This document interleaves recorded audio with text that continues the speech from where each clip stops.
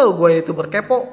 Oke, kali ini gue bakal ngebahas YouTuber Indonesia yang terinspirasi dari YouTuber luar negeri. Siapa sajakah YouTuber Indonesia tersebut? Siapa YouTuber luar negeri yang menginspirasi mereka? Pertama gue bakal bahas Miaok. Miaok sendiri mengatakan kalau dirinya itu membuat channel gaming terinspirasi dari Jacksepticeye, YouTuber gaming luar negeri yang juga sahabat PewDiePie.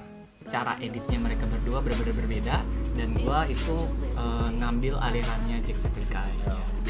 Simple, rapi, dan emang benar-benar ke gameplay, bukan ke komedinya ya. Kalau si PewDiePie, seperti yang kalian tonton tadi, Miaok bilang kalau dirinya mengambil aliran Jacksepticeye dengan gaya edit yang simple, rapi, dan lebih fokus ke gameplay, bukan komedinya. Kita lanjut ke channel The Lazy Monday. Sempat gue bahas juga sebelumnya, dan channel ini jelas terinspirasi dari Game Ranks. Salah satu videonya bahkan punya konten yang sama dan judulnya pun sama persis seperti video yang ini. 10 persepsi salah tentang gamers dari non-gamers. Ya, kita bisa lihat ini sebenarnya dari Game Rank. 10 misconception about gamers from non-gamers. Bukan cuma judulnya yang sama, kalau kalian nonton videonya, poin bahkan isinya pun sama persis dengan yang diutarakan oleh Game Ranks. Untuk video yang ini bisa dibilang The Lazy Monday mengambil sumber dari Game Ranks. Saran gue sih sebaiknya The Lazy Monday lain kali kalau mengambil sumber dari channel lain, sebaiknya sumbernya ditulis. At number 7, a common misconception is that all gamers are guys. While I don't necessarily believe those polls that say 50% of gamers are women, I do know many women out there that plays video games and they don't. Number 7, katanya semua gamers itu cowok. Nyatanya ada polling yang menyatakan bahwa persentase gamers wanita itu sekarang juga tinggi, dan anggapan bahwa cewek nggak bisa main game itu udah anggapan lama banget dan jadul abis. Isi channelnya juga adalah si Monday satu tema dengan Game Rank, semua tentang news dan gaming review. Salah satu keputusan tepat dari The Lazy Monday masuk ke tema channel seperti ini, karena channel YouTube Let's Play the Game sudah banyak sekali di Indonesia. Tapi channel news dan gaming review masih sedikit. Bahkan Text in Asia Game Indonesia memutuskan untuk menutup channelnya, di mana itu mengurangi satu channel YouTube Indonesia tentang review dan news game. Oke, kita lanjut ke Crack and Egg. Crack and Egg ini terinspirasi dari Red and Link alias Good Mythical Morning. Memang sekali melihat saja pasti kalian merasakan kemiripannya, dan Crack and Egg juga mengakui memang mereka terinspirasi dari Good Mythical Morning. Red and Link tidak pernah mengganti personilnya, berbeda dengan Crack and Egg yang sudah 2 kali ganti host, mulai dari Nahem, Evan, dan yang terbaru sekarang Ryan. Cuma Boim yang tetap menjadi host karena dia sendiri merangkap sebagai editor dan juga produser The Crack and Egg.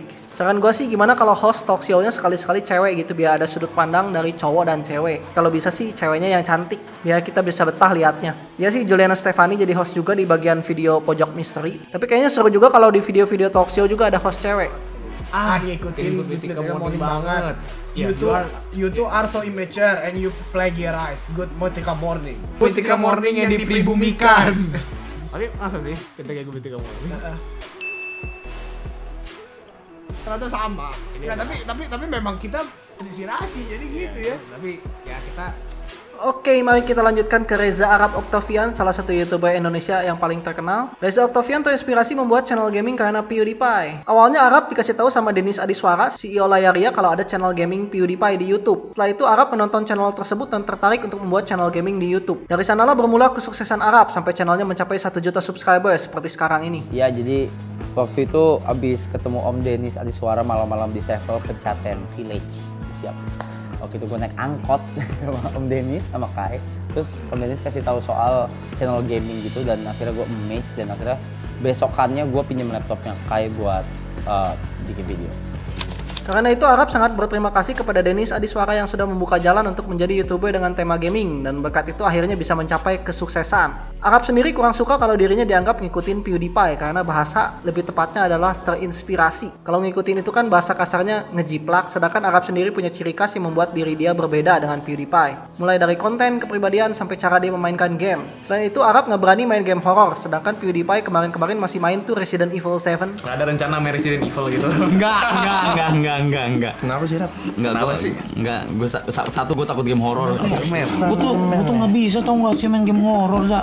Serem, Sulit ya, Bang. ngeri banget. Ya, ini salah satu yang game horror yang dimainin sama Arab, tapi ini dulu banget. Sekarang kan udah cukup lama ya dia nggak main game horror. Walau Arab nggak berani main game serem, sebenarnya hampir semua subscribernya menginginkan dia main game horror dan melihat ketakutan yang sepertinya menyiksa seorang Reza Octavian. Sekarang kita ke JWS Bros. Channel YouTube tentang makanan ini terdiri dari 2 orang sahabat, yaitu Andy Garcia dan Victor Sam. Mereka mengingatkan kita pada 2 bersaudara Fang Bros yang juga suka mereview dan memasak makanan. Tapi sebenarnya mereka mengakui video mereka yang cinematic food cooking, Sounds from the Kitchen ini, terinspirasi dari Peaceful Cuisine. Peaceful Cuisine adalah YouTuber dari Jepang bernama Ryoya Takashima yang konten videonya adalah tentang memasak makanan dengan sinematografi dan sound effect yang membuat penontonnya merasa tenang. Bagaimana dengan Edozel?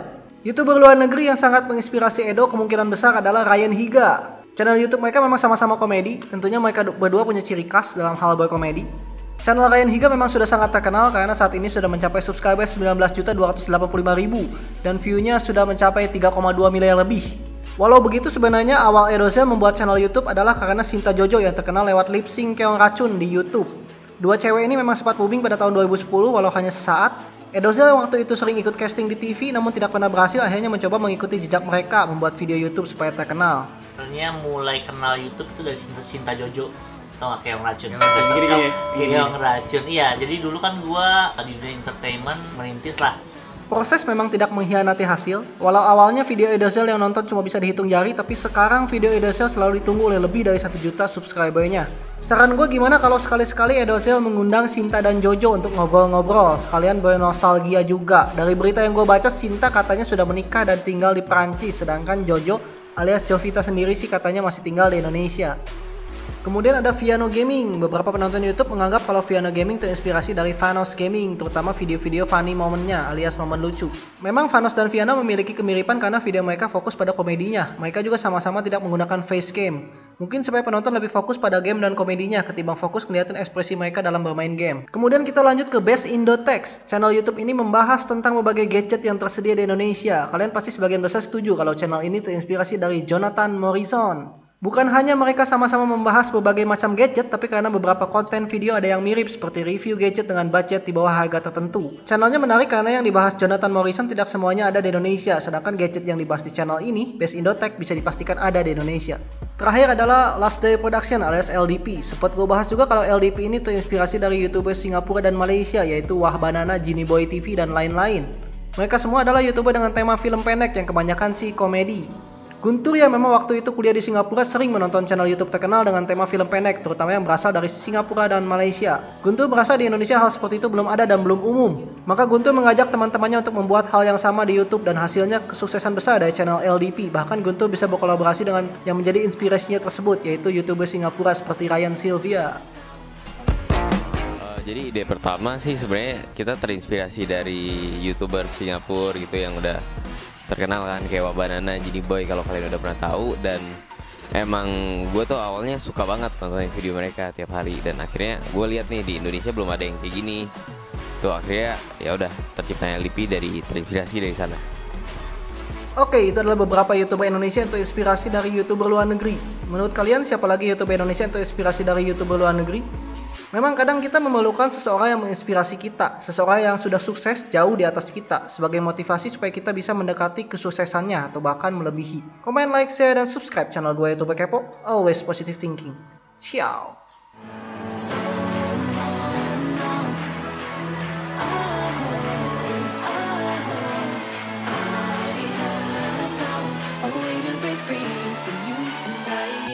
You and I